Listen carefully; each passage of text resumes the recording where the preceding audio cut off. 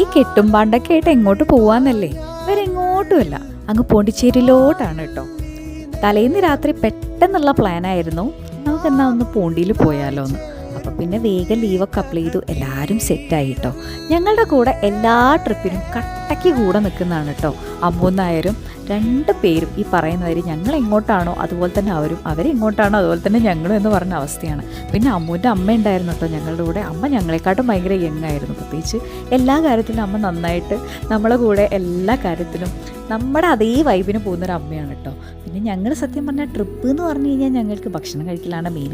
എവിടെയൊക്കെ പോകുന്നുണ്ടോ അവിടേക്ക് എന്തൊക്കെയുണ്ടോ എല്ലായിടത്തും കയറി ഇറങ്ങി ഭക്ഷണം കഴിച്ചിട്ടേ ഞങ്ങളങ്ങ് എത്തുള്ളൂ. അതുകൊണ്ട് 4 മണിക്കൂർ ജേണി ആണെങ്കിൽ ഞങ്ങൾ അവിടെ എത്തുമ്പോഴത്തേക്ക് 8 മണിക്കൂറാവും.